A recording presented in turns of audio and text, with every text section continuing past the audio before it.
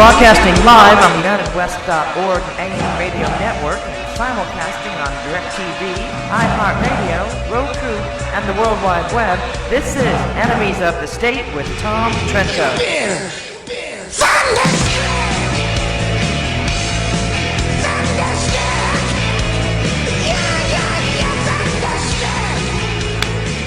All right, Monday morning, June 29.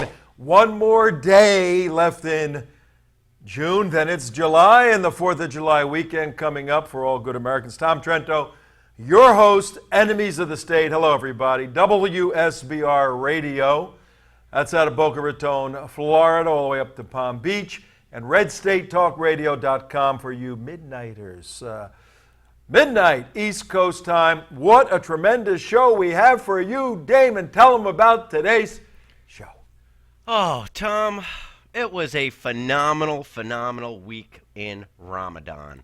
And it was also a phenomenal week for the changes in our country if you want to transform it permanently in ways that are not so good, starting with, I don't know, maybe this little ditty. Supreme Court upholds Obamacare subsidies 6-3. We also have more Supreme Court. SCOTUS declares itself God, redefines marriage and rights. I'm sure you saw that, even though you were a little busy on Friday. And then we had the man about D.C., the crooner-in-chief, was a little bit busy this weekend as well. And he had this to say. Amazing grace. Yo, rock. How sweet. Whoa. All right, we'll hear about that in a little bit. Anything else, Damon? Well, I mean, it depends how much you want to get into the Ramadan Bombathon. Was there anything going on with Ramadan Bombathon weekend? Tom, it was a little bit crazy on the Ramadan Bombathon weekend. All right, well, we'll get into it. How about that? We had, I'm sure you heard about the craziness that was in Kuwait over the... Kuwait, I got that down. Tunisia, France. All right, let's do this. Yes. The folks know where we're going. And then we got a little surprise for them with Bibi Netanyahu, and the flotilla that just was turned away. Bibi said, hey, welcome to Israel. I think you got lost, guys. I think you want to go a little bit north up there where they're chopping people to pieces. We'll tell you about that a little later in the show. But as you can see, I'm wearing a different shirt today. And for the radio listening audience, it's got a little emblem right here. And it says Aaron Vaughn Memorial Frogman Swim 2015. 4th annual. And for those of you who follow us here at, I need a little more in my ear, if you can do that with our new soundboard, which is very cool. They're maxed out. Okay, that's good. I can't do too much with it. But the Aaron Vaughn Memorial Frogman because he was a SEAL swim. Great event, Friday night dinner, Saturday swim, hundreds of people from little toddlers to grown like Olympians swimming. Next year, I'll be there. I'm determined. Speedo and all, right? Hey, champion swimmer in the day, let me tell you. Were you really? Boys Club of Newark, New Jersey, champion lifeguard, 3 years on the ocean in New Jersey. New Jersey beaches are something else, let me tell you, but that's another story. But yeah, I'm with all the hypodermic needles and... No, not where I was. It was a private beach for wealthy people. I was in college, me and another guy. Private beach, wealthy people, wealthy daughters of wealthy people on a private beach in New Jersey. Go figure that out. Hey, forget about it. Every save, we didn't even have to do saves. All we had to do was, yes, Mrs. Johnson, you're looking so nice today. Can we fix that umbrella for you? Oh, thank you. You guys are so wonderful. We'd walk away and go, $5 tip there. That'll be $5, I bet you. We got tipped quite a bit by the wealthy New Jersey people on the beaches. Back in the day, that's a lot of coin, man. A lot of coin, man, you know. So, but there was other perks to the job. and it was a good. That's a different radio show, It Tone. was a good job. It was a great job. That's a different show. 3 summers. I rode my bike 7 miles. I lived on one end of the beach. Rode 7 miles to the beach where I was a lifeguard, and just worked out constantly. 150 pounds, 0 body fat. Back in the day. Next year, I'm going to swim. I'm dedicated to swimming. All my injuries, I got a lot of injuries that have happened through the years. I'm going to swim in the Aaron Vaughn Memorial Frogman Swim. I think they have a 2 mile, a 1 mile swim. I think they got a 100 feet swim. If they do, then I'm going to go into the 100-foot swim. That one. But it was a wonderful event. You can see on the back here all the Aaron Vaughn seal stuff of my shirt. So in honor of the Vaughns, I'm wearing this today. Damon, you were there. Yes. We were all there with our friends, and excellent event. Gary Bernson, CIA station chief, three different offices, was there as the guest speaker. Wonderful time. It was great. We want you to donate to Operation 300.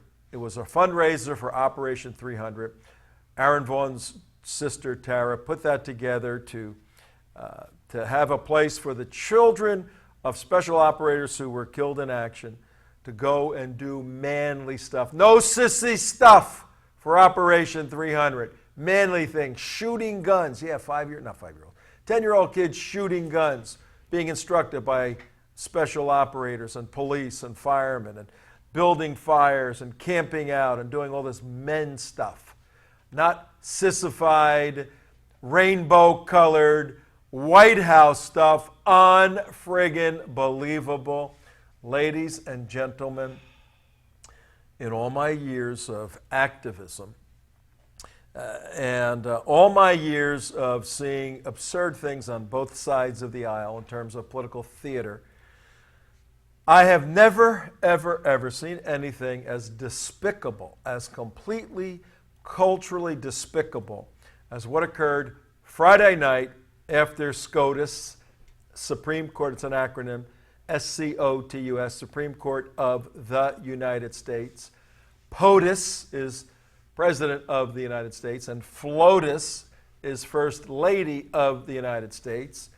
But SCOTUS handed down the culturally shattering decision that, notwithstanding the history of Western civilization for 2,000 years, notwithstanding Judeo-Christian scriptures, Jewish scriptures for 4,000 years, Christian scriptures for 1,000 years, even Islamic scriptures for 1,400 years, and every other religion except Satanism. Notwithstanding any of the religious elements or the cultural elements, 5 people, 4 of whom, you know what's interesting, Damon? Tell me. Whenever a decision is coming along, no one, not intellectuals, not academics, not pundits on TV, not people in the street, no one questions the 4 solid leftist votes on the Supreme Court. Kagan, a woman. Sotomayor, a woman. Ginsburg, a woman. Stephen Breyer, a woman. No one questions those 4 women. They are hard left. They don't analyze. No one even thinks, will there be an internal? On the right, you have 3 or 4 pretty solid votes, but there's always internal discussion and debate as to political theory and as to what extent of the theory applies at this given point constitutionally. So when you read the decisions of the conservatives, and the conservatives are going to be John Roberts, Scalia, Clarence Thomas, who's the 4th one? And Kennedy's a swing vote. Who's the other 4th one? He's supposed to be the Supreme Justice, Roberts. No, John Roberts. Oh. Anthony Scalia, Clarence Thomas, I'm missing the one I know, and Anthony Kennedy is the swing vote. We'll come up with that in a second. But there's internal discussion and debate, intellectual activity on the right. You never see that on the left. The left on the Supreme Court has simply become documenting approval of whatever president that's leftist, Marxist, in this case Obama, who appointed 2 of them, There's no more judicial independence on the Supreme Court. We know those four are always going to vote for some sort of leftist policy. And in this case, they view themselves as articulating social policy. And two of them, Kagan and Sotomayor, I believe it was, or was it Kagan and Ginsburg, have officiated in conducting gay marriages. They should have recused themselves. And there's a real question whether or not the protocol, in fact, the law required them to recuse themselves, to take themselves off of this case, because they're trying to decide a case as to whether or not gay marriage is constitutional, having participated in gay marriage, assuming obviously they believe it's constitutional, they wouldn't have done it. So there's a real problem there. But the despicable cultural shattering event is what you see on the screen right now, when the White House, in all its immoral audacity, and spitting in the face of the majority of citizens. When you hear that the majority of citizens want same-sex marriage, that's BS. That is BS. Those are skewed surveys.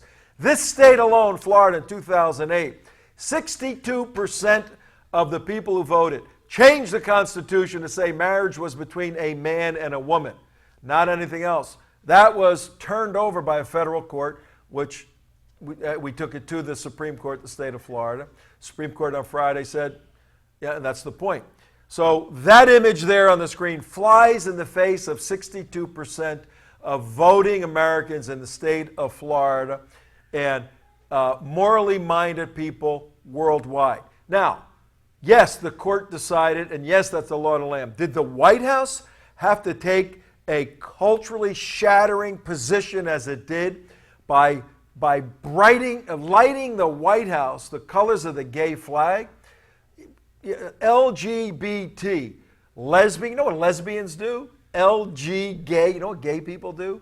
Bisexual, you know what a transgender person is? These are individuals that 20 years ago, American Psychiatric Association said there was mental illnesses and emotional disturbances.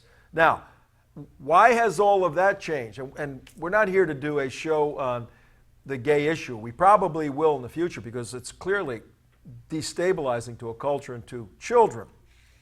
But from a political point of view, for the White House to do this, despicable. This is a president who, in order to win in 2008, said he was for marriage, traditional marriage between a man and a woman. Then Obama, who's a constitutional attorney teaching constitutional law, who understood the Constitution and came to his political position through an articulation of the Constitution in 2008, somehow, Damon and others, somehow was convinced differently of his constitutional position by his two daughters who said, Daddy, we have a lot of friends who are gay, and we think gay is the right way, and marriage between a man and a man is a good thing. And through the mentoring of his two young children, a constitutional attorney came to see that the Constitution actually, somewhere in the penumbra, in the shadows, affirms same-sex marriage in the 14th Amendment through equal protection. Somehow the Constitution grants same-sex people the right to marry. What a freaking liar this president is. He's viewing himself as God now, having the best week of his life. And Damon, LGBT, now they stuck a Q there. And those of us who are opposed to same-sex marriage, I'm absolutely completely categorically opposed to, not qualify in any manner, same-sex marriage on so many bases that isn't funny, particularly in the damage to young children. But now the LGBT, and I'm wearing jewelry given to me by gay, I used to counsel gay people. I have a little bit of a background in this. I'm wearing jewelry around my neck that a gay guy gave me. Thanks for my help in his life years ago. I have gay family members. I have gay friends like we all do. I don't interpret unchanging cultural principles by the anecdotal situations of individuals' lives. That's where you make a cultural mistake that's devastating. In the gay community, there's been a misunderstanding between sexuality and love. There's a sexual attraction between a man and a man, a woman and a woman, and that is translated as love, when indeed it's nothing more than a sexual initial desire. That happens in the heterosexual world. If you build your relationship on the sexual desire you have for another person as opposed to true love, then you see what's happening in our culture today in heterosexual side of the equation. Marriages are falling apart like crazy, and relationships are destabilized. And look at the inner city from all these destabilized relationships with no fathers. See what's happening. That's also part of the war on poverty, though. Unbelievable. Unbelievable. Man, I can go on all day on this, but I won't. But I will leave everyone on this particular issue with the Q. LGBT, lesbian, gay, bisexual, and transgender. Now there's a Q. Does anybody know what the Q stands for? Queer? No. No? The Q now stands for, no, because gay is queer. They're bringing that term back into the vernacular. It's a positive term now to be considered queer. The Q stands for, and here's the culturally shattering use of language that will be integrated into the vernacular, integrated into the media's mindset, and made part and parcel of our new postmodern culture. The Q stands for questioning. Questioning. So we have lesbians who have reached that point, gays who have reached that point, bisexual people who have reached that point, transgender people, Bruce Jenner, who have reached that point, and now there's a category called people questioning.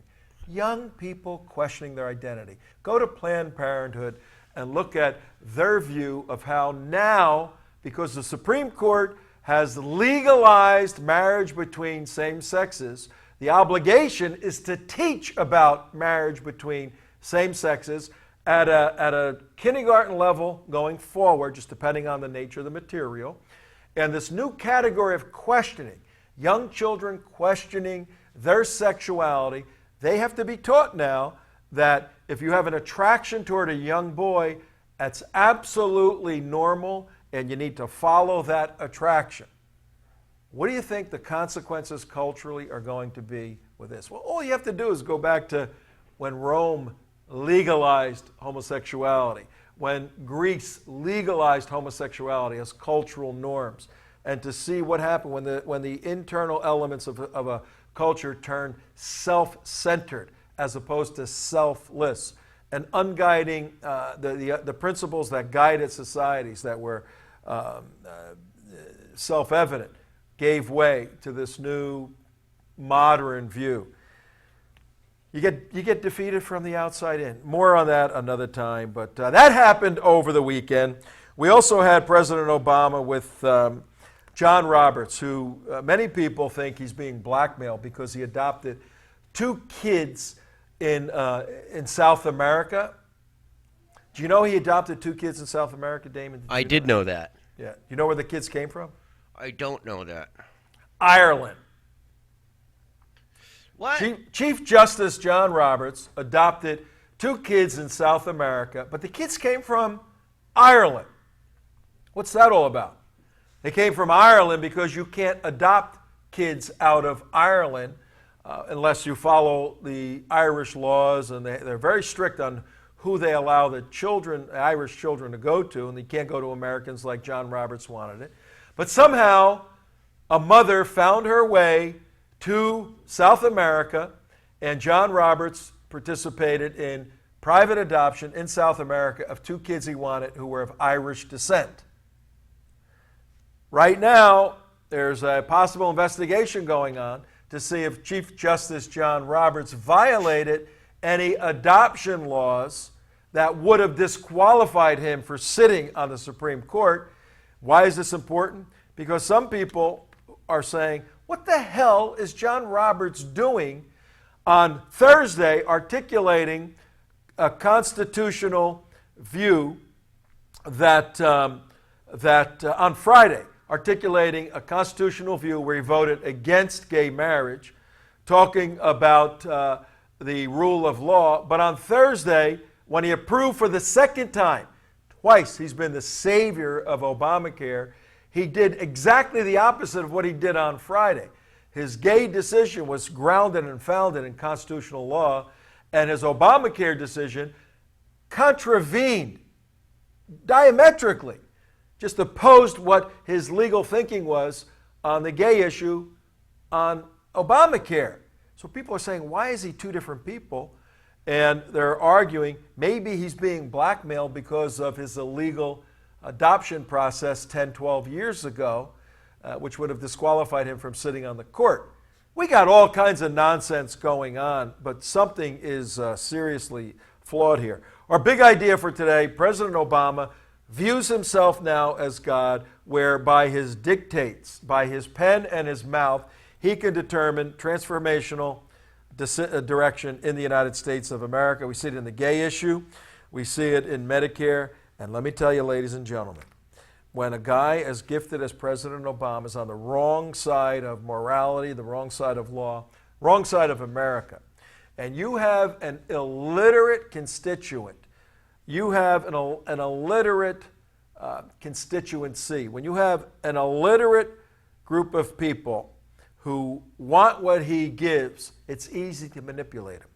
But when you have, as was evidenced in this church in Charleston, South Carolina over the weekend, when you have intelligent, moral Christian people who bring the president in to provide the eulogy for their pastor who was killed by that satanic kid a week ago, and in delivering the eulogy in this very wonderful African-American Episcopal Methodist Church, and this president did what he did, he is a dangerous man. Check this out.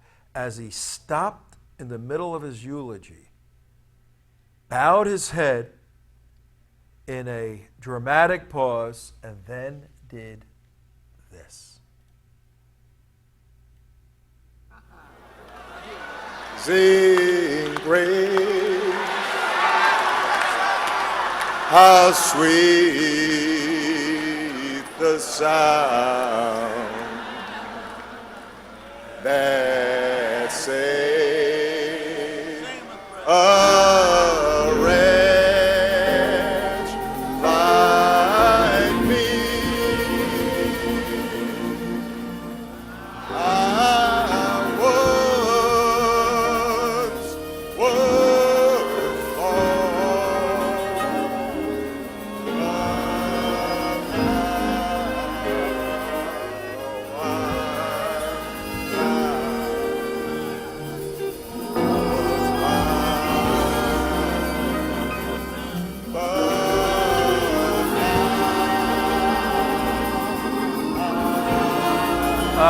That's a very, very famous verse in Amazing Grace. I once was lost, but now I'm blind. But I once was lost and blind, but now I see. That's how it concludes. Amazing Grace. God's grace. I was blind at one point, but now I see.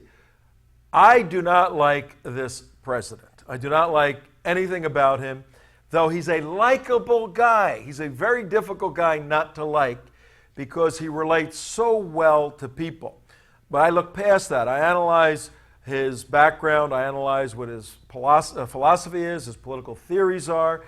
I look at what he's accomplished to hurt the military in this country, to hurt the economy, to shift productivity to those who are non-productive, all that he's done. I don't like him. I don't like what he's doing to this country. I fought against him. I'll continue to fight against him. But he's a likable guy. And when a likable guy takes a moment and exploits the sensitivities and emotion of a eulogy to sing a song he doesn't even believe, to manipulate others in such a way where I'm finding myself saying, wow, pretty cool. Not the best singer in the world, but he did it. He stood up there and he sang and led that. And I got letters from people who love him, who argue with me all the time, saying, look at the guy he is. They looked at that unique moment, and he shined. He shined in that unique moment. That's how people follow him. Americans wake up. Because a guy can croon doesn't make him God. Because he can get the Supreme Court to change the law on marriage doesn't make him God. Because he can get the Supreme Court to affirm a health policy that's devastating to America doesn't make Obama God, but he's living as though he is God. And when a culture exchanges the true God for a man God, there's nothing but bad in the future. And we've got 497 days left until he leaves office on November 8th, 2016 by vote. Then we've got that weird period after it. We've got to organize and stop his insane policies, particularly tomorrow on the 30th, the negotiation with the Iranian. You cannot exchange God, the real God, for a fake God and expect good things in your country, folks. Tom, I have a question. Yeah. Being Sasha and Malia were able to have such influence on reversing 4,000 years of the definition of marriage, is there any way he is advising them on the Iranian nuke talks? Do we have teenage girls going over the Iran nuclear talks, do you think? You think that's who Kerry reports to? You know, that's a very good question. I'm going to write that down. We're going to have our people look into that. Tom Trento here, 31 minutes after. Our big idea today is you cannot, as a culture, ladies and gentlemen, exchange the real God for a fake God and expect good things. That's just an axiom in life. You can't say, we've redefined the definition of gravity, and now all of us are going to jump off the Empire State Building, and we're going to safely land and show you how in a postmodern world, gravity no longer is our enemy. You can't have that. Spiritual laws are just as valid as physical laws. When you violate them, there's consequences. What are those consequences? Who knows? But they're forthcoming, that's for sure. And some of them we do know. When you take a position like this and you think you're God and you can wave a magic flag and the Muslim world will follow what you said. We saw in 2009 he tried to do that. Well, that law of him leading the Muslim world in a new direction certainly didn't work. The Islamic world has been going in one direction for 1,400 years. It continues to go that way. And over the weekend, man, oh man, did the Islamic world have a wonderful time. Now, don't challenge me and say, oh, there's 1.3 billion Muslims, and most of them were very nice, and they had wonderful Ramadan with their families and all of that. Yes, these are individuals that are not devout Muslims.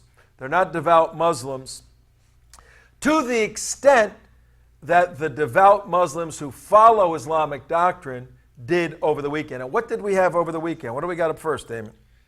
Oh, let's see here. This is a nice one. 5 dead in suicide blast at Nigeria leprosy hospital. What says religion of peace more than bombing a hospital that takes care of lepers? And had he not gotten stopped at the door, he was having problems going through the door, there probably would have been a lot more dead and maimed than the 5 dead and 10 injured. It could have been a lot worse than that. All right, that was on the continent of Africa. What else over the weekend with Ramadan Bombathon? As you know, it's Ramadan this month, the 17th through the 17th, June 17th through July 17th, and several websites follow the bombing of Islamic jihad during the month of Ramadan. And we know, we've looked at folks who have said, well, Islam is a time of peace and reflection during Ramadan. That's when the angel Gabriel came to Muhammad and gave him dictated to him the Quran, and this is the recognition of that month. It's supposed to be love and peace and joy and self-reflection, but we also know doctrinally the more devout Muslims like Al-Qaeda and the Islamic State now say this is a time for us to attack, to show our devout nature in living out the holy war that Allah has called us for. Yes, purification, Tom, purification. We have to purify Islam, and we have to get rid of the Shia if you're Sunni, or we have to get rid of the Sunni if you're Shia. Well, the story up behind you here, the Kuwait Shiite mosque bomber was Saudi national. There you have a perfect example of Sunni on Shiite violence. It was, I believe, 27 dead, over 200 injured in a Shiite mosque in Kuwait. All right, so we have in Kuwait, a country right next to Saudi Arabia. That was the country right that Saddam Hussein invaded in 1991. and we went in Gulf War #1 to help Kuwait, and the Iraqis had savaged the place, had just devastated the place. So, but they've been relatively quiet, the Kuwaitis. So now we have a Saudi coming and going into a Shia, you said, a Shia mosque? Yes. And blowing it up. What does it look like after he blew it up? Not good, Tom. How's that? Yeah, not too good. It looks like the Park Hotel in Israel that we went into.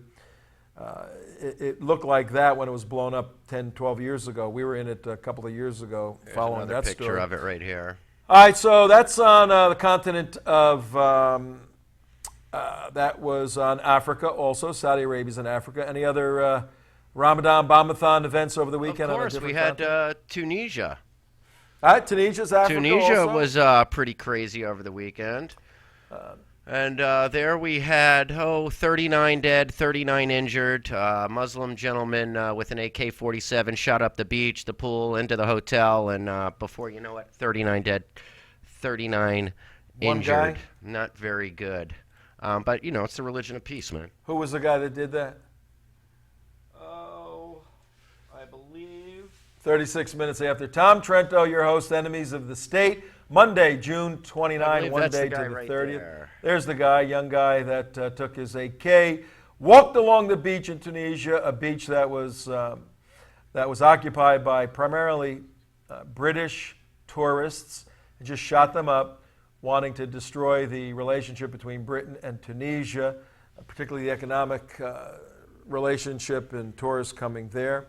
We have anything that happened in Europe, on the continent of Europe? Yeah, there's one more picture of the beachside jihadi guy from Tunisia. France, we had a pretty crazy incident happen, Tom. France? Yes. Our beloved France? What happened in Our France? beloved France. It was a little bit kooky. Here's the story right here. France terror attack. Jihadist who beheaded boss posed for selfie with victim's head before mounting it on the fence for public display. How do you like that one? So, a guy, was this it was obviously a terrorist attack because they wrote all over his head and... No, but the authorities are still trying to figure out a motive. for trying to figure out a motive. Okay. Forget the beheading, which is Islamic, And the Islamic been State. only going on for 1,400 years. Only think of the 700 from the Jewish Qurayshi tribe that Muhammad personally partook in the beheading of each and every adult male. It's been going on for 1,400 years, and we see it. It's regained popularity. What, All the beheading? kids are doing it. Beheading? All the kids are doing it? All the kids are doing it. Well, it would be great to have somebody who understands the history, the theology, the development of the doctrine of beheading. That Islamic would be beheading. pretty cool if we had someone like that. Can you snap your fingers and can we find somebody like that, you think? I probably can if I Maybe I can. use all. Yo, there we go. He's back. Dr. Tim Furnish. How are you, Dr. Furnish? I'm good, Tom. I'm incognito, though. I shaved everything off for my once yearly shaving, so I can be in disguise and talk about beheading. Beautiful, beautiful. And you're not that St. Patrick's Day green anymore right now. You're Not yet. Give it some time. Give it some time. yeah, we'll see. Maybe he solved it. Hey, if you're down to a shave a year, they have that Dollar Shave Club for men. I could forward you that information later. All right, thanks. Yeah. Those are pretty good commercials they do with that. But Tim, welcome. Tom Trento, Enemies of the State, with Dr. Tim Furnish. We had him on last week talking about the Mahdi and the eschatological elements of all of that. And then over the weekend, we have a beheading in Paris, not in Paris, in France, south in the next to Lyon area. And Tim wrote a very detailed article a few years back, and we saw it and said, let's discuss this. Because we have right now a lot of the apologists here in the United States, Council on American Islamic Relations, and all these brotherhood organizations saying, Beheadings have nothing to do with Islam. These are cultural, these are criminal. Tim, set us straight on the doctrine of beheading within Islamic polity. Yeah, I actually wrote the article 10 years ago, Middle East Quarterly, Tom, because it was the same sort of motives that I wrote it, because I was tired of reading. This was during the height of the beheading by Abu Musab al-Zarqawi in Iraq, during when we had, a lot of guys in Iraq. And he would behead any prisoners he could capture, either our folks or mainly Shiites. And I couldn't tell you how many times I read some article in the Atlanta Journal-Constitution or NPR or something about how, some putative Islamic scholar, this has nothing to do with Islam. And I thought, well, let's look at that. So I got out the Quran and started reading specifically those passages. And I found the two specific passages in the Quran, Surah Muhammad verses 3 and 4, and Surah Al-Anfal verse 12. I have a side here, sorry. And then I looked, both of which say, behead the unbeliever when you encounter them on the battlefield. And then I looked at also the hadiths, which you folks were just talking about a moment ago. Well, I should say not a hadith, but what's called a tafsir. There it is. I really wish I were known for something besides being sort of an expert on Islamic beheading, but I guess you take your fame where you can get it, right? I also looked at the hadiths and the tafsir, the biographies of Muhammad, and yes, there's a famous account where he ordered the beheading of between 600 and 900 men of the Banu Qurayza tribe, which was a Jewish tribe that was allegedly fighting against him in Medina. And there are other examples. He also ordered the beheading of a poet, of Nadr bin al-Harith, who was mocking him. Muhammad did not have a very thick skin, I guess you could say. And then across 1,400 years of Islamic history, it's been really pretty prevalent in many Islamic states. I mean, the Ottoman Empire, for one reason, beheading is seen not just as Quranic, but it's seen as, a just punishment for a number of crimes. And whereas in the past, like, for instance, some of the Ottomans, under some of the other major Islamic empires, it would have been done by the state, as it is today by Saudi Arabia, right? Saudi Arabia beheads more people than ISIS does, but they do it under the imprimatur of the state, right? It's their Sharia law enforced in the judicial process. So what we tend to have now, however, is that non-state actors do it. ISIS, offshoots of Al-Qaeda, Boko Haram, groups like that. But they all, either state or non-state, across space and time, as we historians say, they appeal to the same sources and justification of doing it. The Quran, the two passages that say to do it, the examples of Muhammad, and the other comments on Muhammad about it in the Hadiths. Yeah, then when you hear someone like from one of these Muslim Brotherhood propaganda front organizations start to disassemble and say, look, this really doesn't have anything to do with Islam, it's more cultural or it's more criminal. What is going on, and what should the average person who hears a Muslim Brotherhood official saying it has nothing to do with Islam, what should they be asking, or what should they sense? How can we help the average person understand that they're being lied to? Right, they're either lying, or someone who says that beheading has nothing to do with Islam is either lying or so profoundly ignorant of their own religion that they can't possibly hope to speak for it. Now, let me caution again. Yes, I know it sounds like boilerplate, but, I think I've never seen any statistics on support for beheading. I know Pew's done a lot of good stuff over the years on various Islamic beliefs and support for it. There is a great deal of support for, and I'm sure you know this, Tom, for certain aspects of Sharia law in many Muslim countries. Things like chopping people's hands off for stealing, stoning for adultery. I mean, remember last year there was all that hue and cry about ISIS stoned a woman for adultery. And if you look at the Pew data from, I believe, 2012, large minorities and indeed majorities in many Islamic countries say they agree with this. So I've never understood how something can be an extremist when so many people agree with it. I've never specifically, however, seen, to be fair, data on a degree of support for beheading. I would wager that it's probably pretty high, large minorities in a lot of Islamic contexts, but I've never actually seen the data on it. Yeah, that's interesting. We have seen on the internet the Saudi Arabian beheadings after they had the judiciary hand down the sentence, and they're public beheadings. You know, and these videos have been smuggled out, and it's much different than al-Zawahiri and the Islamic State. The public beheading in Saudi Arabia is, you know, the big guy with the black hood, and boom, the sword, one shot, the head rolls, over. The execution. Yeah. Kind of quick, and I don't know how painless or painful it is, but it's Right. done. Conversely, you have this theater on the groups today. Help us understand the dimension between both of those. Well, that's a good point. Yeah, when ISIS, for instance, beheads, if you've ever actually watched the video, I watched a couple and I figured that was enough to watch. I don't watch them all now.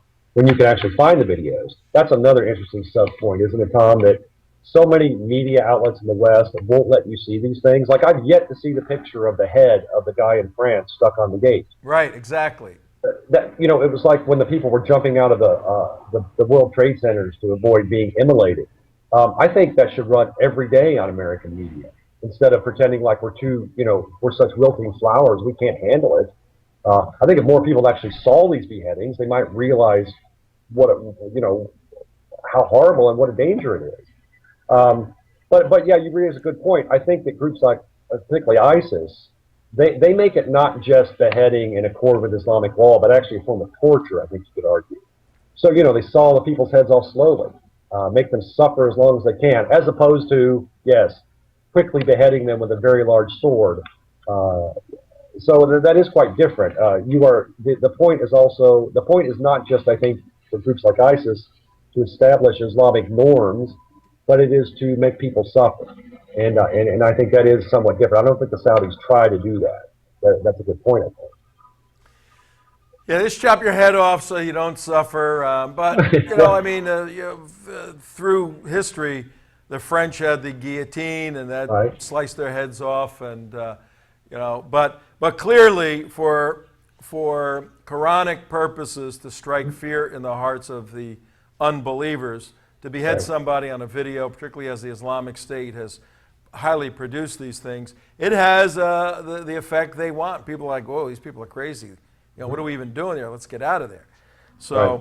all right, well, you've done excellent work on that. We had you last week. Tomorrow's the 30th. Tom Trento today. Enemies of the State, Monday the 29th. It's about 48 minutes after the hour. 48 minutes, ladies and gentlemen, after 4 o'clock on the East Coast. In one day, 24 hours, we'll know what occurred between 13 years of negotiations between Iran and the United States. And we're all betting it's going to be extended. Tim, any thoughts on what you think is going to happen tomorrow with the decision? Oh, well, if it's not a deal, it will, of course, get extended. You're exactly right. I mean, I think Obama has decided that some kind of deal with Iran would, I don't know, maybe ex post facto rationalize his or justify his Nobel Prize he got when he was elected for not being Bush, right? Yeah. It's clear that they're after this no matter what. I mean, the Iranians could do just about anything, and they would still stay at the bargaining table. And, John Kerry can pontificate all he wants, but you know where this is coming from, Tom. Of course, it's coming from the White House. And the White House wants a deal. And as we also as we talked about last week, any deal that we sign with Iran is not going to stop them from getting a nuclear weapon.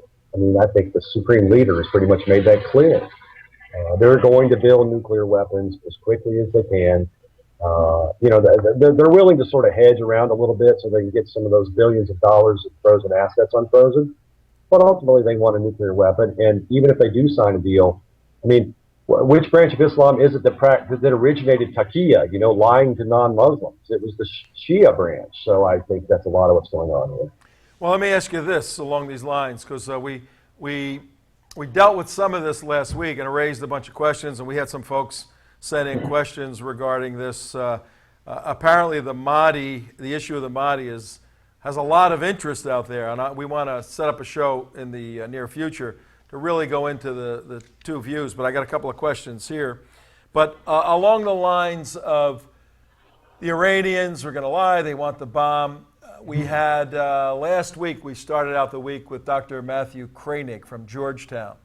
He's a guy expert in all of this, worked with the Obama administration as an advisor, written the book Time to Attack. And his view is, and I want to find out your view on this. His view is that the only thing other than a good deal, which he says we're not getting a good deal, the only option for the United States is to attack not Iran, obviously, but attack the facilities, 4, 5, 6 of the key facilities, and we can set them back a number of years. What is your view? You agree, disagree with that, or what? I think that that's right. I think only some sort of military action will set them back. And people talk about the Israelis doing it, but I don't think they have the military. For all that Israel is quite good at fighting, they don't have this sort of expertise like we do with bunker busters and the weaponry we have. But I'm not sure. Again, I'm not an expert on this. I would defer to Jeff from Georgetown, but I'm not sure from some of the stuff I've read that even massive airstrikes with some of these huge bombs that we have, or they're just short of sort of tactical nukes, would stop the Iranian programs. I think that you were going to have to put men on the ground.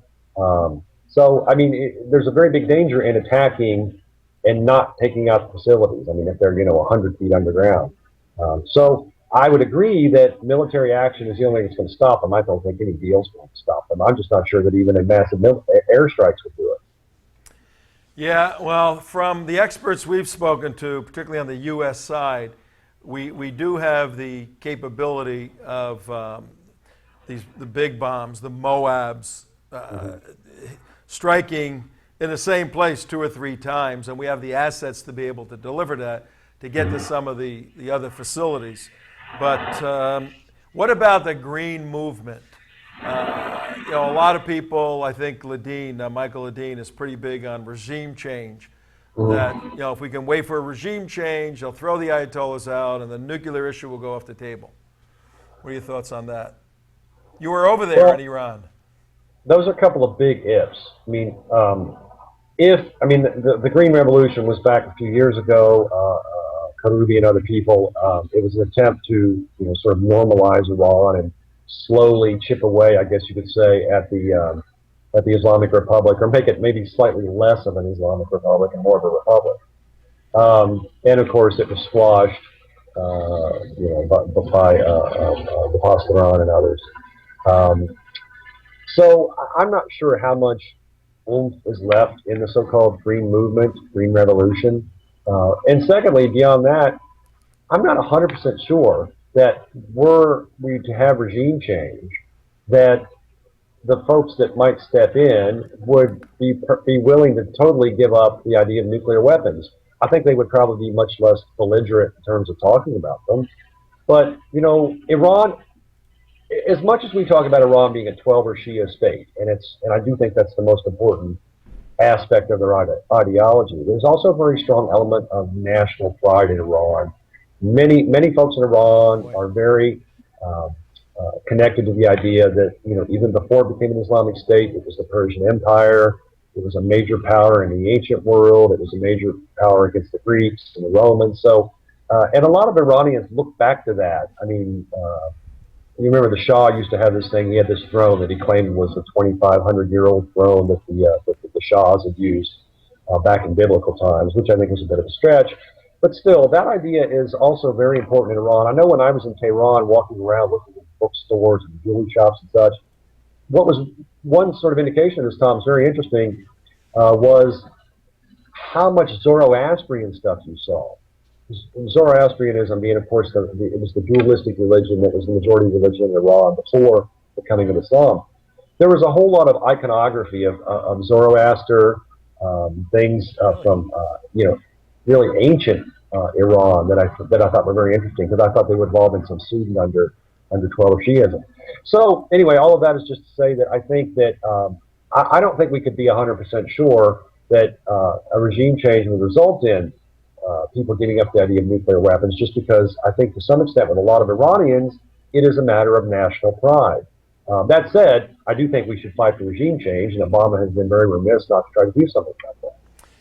Yeah, this is a complex issue. We spoke last week with, by the way, what is it, 55 after Tom Trento, WSBR radio out of Boca Raton, 740 on your dial, Red State Talk Radio, midnight, every night. Our show is on redstatetalkradio.com, midnight. Also, you can watch on the unitedwest.org, teapartycommunity.com. We spoke last week about the if there's not going to be, the regime change is out there. This date is tomorrow. And one of the reasons we had you on the show was to discuss the 12er, the modest view, the Mahdi returning, the eschatology, the Shia eschatology, as it related in particular to Israel. Let me get a little better handle on that. The current leadership, these are 12ers, and you threw out 5ers, and I'm not familiar with the 5ers. I want to pursue that sometime. We can't do it today. But these 12er guys, does their eschatology have in it the annihilation of the Jews, or is that just blowhard, propaganda? I think it's the latter. And 12ers, Tom, pretty much 98% of Iran is 12ers. That's their branch of Shia Islam. It's not just the leadership. United States majority Protestant countries, the Irish are predominantly Catholic. Iran is predominantly 12 or Shia. So that's who they are. Now, it's the second largest branch of Islam behind the Sunni. And yes, there's a couple of other major branches of Shia, and we can discuss that some other days, you said. But the 12 are Shia, and you guys are showing you showed the image a couple times there of the sort of cloned Shia imams. The idea is that they're only the male descendants of Muhammad through his grandsons, basically, through Ali, who is his son-in-law and cousin, and then through his sons, Harlow. So you asked, the second part of your question was the idea of destroying Israel. There's a great deal of anti-Jewish thought in modern Iran. There's no doubt about that. There actually, interestingly enough, from my research, was a fair amount of anti-Jewish thought under the Shah, too, as a matter of fact. I think a lot of it, there's two sort of major sources for it. One is that is the same reason, it's the same reason that many Sunnis harbor sort of an anti-Jewish attitude, which is that there's a lot of anti-Jewish stuff in Islamic history. As we discussed earlier, I mean, the first example of this is Muhammad, according to the Islamic sources, Muhammad feeling betrayed by the Jewish members of the Banu Qurayza tribe in Medina before he came back to conquer Mecca, and Muhammad ordering the men, as we said earlier, between 600 and 900 men beheaded, and the women and the children divvied up among the Muslims as booty of war, as the spoils of war. So there's also a couple of hadiths, Islamic traditions or sayings attributed to Muhammad, that say that the Dajjal, the Antichrist figure in Islam, will be a Jew. So I often tell people, in some circles you'll see people that will tend to that will tend to chalk up anti-Semitism or anti-Jewish thought in Iran to, or in Islam in general, I should say, to the influence of the Nazis. I think the Nazis made it worse, but it was around long before Hitler ever came on the scene. And then it got compounded in Iran starting about 150 years ago with the development of this movement, of the Baha'i movement. You're probably familiar with it, but some people may not be. Yeah. The Baha'i started in the late 19th century, mid to late 19th century, as a movement within Shia. 12 Dan, we got about 1 minute left. We're gonna have to pick up on this, but just sum it up. Take 30 seconds and sum it up. Yeah, the Baha'is basically were sort of a heretical offshoot of 12er Shi'ism, and they, most of them were kicked out of Iran. Many of them are in the States, and their world headquarters is where? It's in Haifa, Israel. Yeah. Because the leader of the Baha'is was kicked out of Iran and went there under the Ottoman Empire, and I'm convinced the Ottomans did it just to stick a thumb in the eye of the Iranians at the time. So ever since then, however, for about 150 years, under the Shah, now under the Islamic Republic, Baha'is have been seen as sort of a fifth column for the Jews or Israel in Iran. And I think that has a lot to do with the anti-Semitism or anti-Jewish thought in modern Iran. But do they want to nuke the Israelis? No. As I said earlier, they aren't stupid, because they know that Iran would be a radioactive parking lot if they tried that. All right, on that note, Dr. Tim Furnish, good speaking with you. We'll see what happens tomorrow, and we'll be back in touch to explore more of all of this insanity. You take care now, all right? All right, thanks. All right, see you, everybody. See you tomorrow. The deadline for the negotiations. Don't hold your breath. Take care.